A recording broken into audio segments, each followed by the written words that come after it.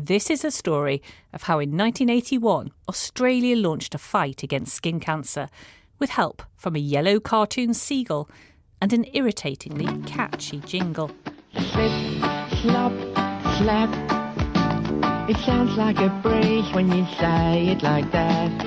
Slip, slop, slap. In the sun this summer, say, slip, slop, slap. The jingle is just so catchy, you can't forget it. The kids recognised it as soon as they heard it coming out of our van. So tell me what you're slipping on, what you're slopping on, what you're slapping on. You slip on a shirt, slop on a sunscreen and slap on a hat. Meet David Hill, who's working for what was then called the Anti-Cancer Council of Victoria. In the 1970s, the charity is trying to tackle the rising cases of skin cancer, particularly the most dangerous type, melanoma. But David's got a problem. Australians just love the sun. On Australia's famous Bondi Beach, you can drink in the sun and the sights all the year round. Australians' relationship with the sun really went back to our reverence for the outback bushman, who was always outdoors and suntanned. We had a whole mythology about the importance of being brown, and it went with an outdoor work and rigour, the bronzed Aussies. Well, I think most Australians like sunshine, and, well, the more sunshine you can get on your body, all the better, so far as I'm concerned. So that was always going to be a major cultural barrier to get people to change their behaviour and somehow protect themselves more and spend less time in the sun. Because decades before, scientists had proved a link. Too much exposure to the sun's ultraviolet rays can damage skin cells and cause cancer. But David and the team have a plan to spread the warning. It involves a 16mm projector, an exhibition stand, and some flyers. The most effective way to influence a person is face-to-face. So we would give talks at Country Women's Association groups. We would go to schools and maybe show a movie. We would go to agricultural shows, fairs, and out leaflets. The problem with that is, effective as it might be in communicating a message, it's a hopeless way to reach a whole population. You just do the arithmetic. You cannot reach everyone that way. What they need is something bigger, bolder, and a little more fun. But what? David is sitting in his office in Melbourne when the answer arrives. So there I was looking out and I could see this very noisy red sports car, and I thought it was a Maserati. Shortly after that, the reception desk rings me up and says, there's a gentleman here who wants to talk about helping with our campaigns.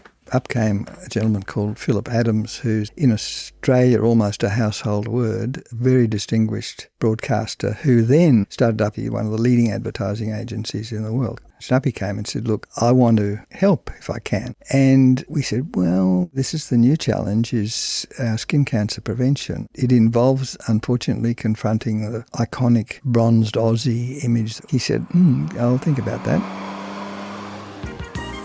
Philip heads back to work and has that think. Anyway, he came back. He said, here's a concept.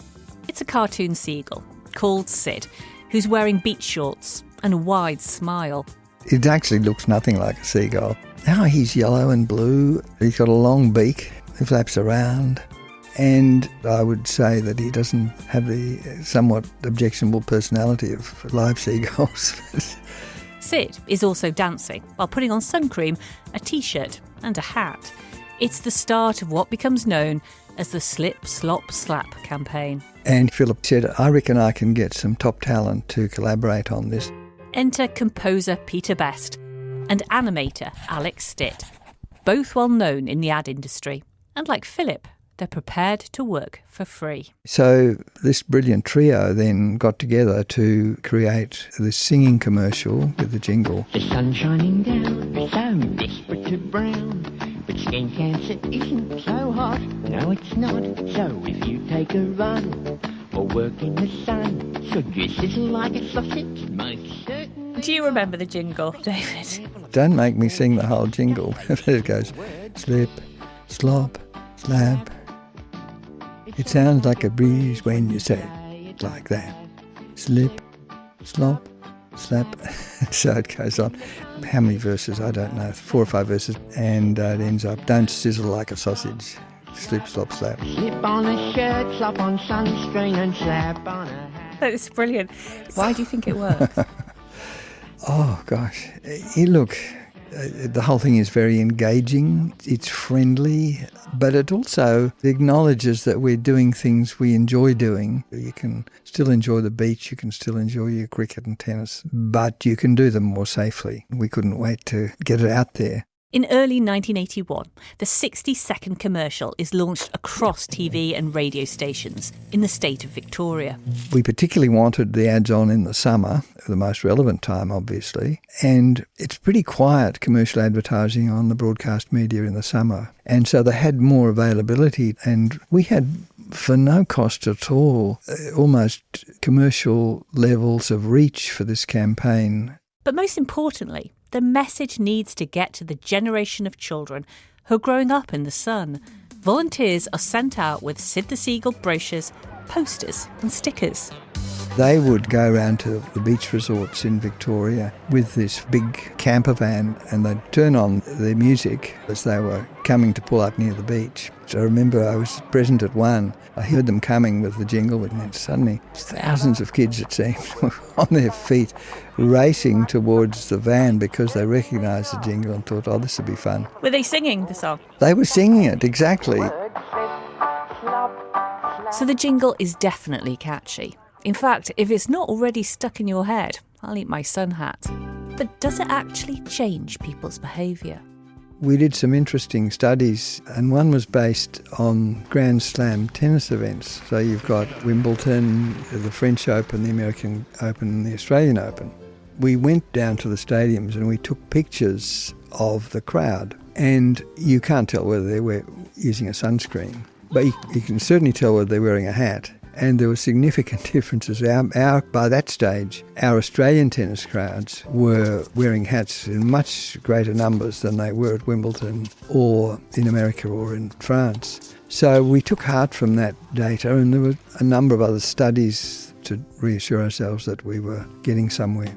The Slip Slop Slap message spreads across Australia, but its real success only becomes obvious years later. Here's Australia's ABC News in March 2026. That, of course, is Sid, the board short wearing seagull in the ads that started running all the way back in the 1980s. Well, it turns out those ads really worked because the number of moles on children's bodies in Australia have almost halved over a 25-year period, with predictions that they now have a significant reduction in their melanoma risk as they age. These are the results of a long-running Australian study being released. That's exactly where you'd expect the rates to fall first. If you're intervening on exposure to a carcinogen that operates throughout the person's whole life. You had an impact. You and Sid. Oh, well, I'd hope so. and many, many other people in this country who've made skin cancer control a big part of their interests and job.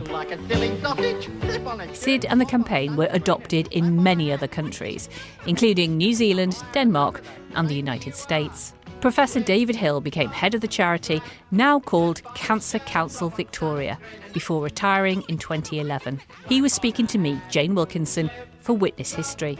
And don't forget...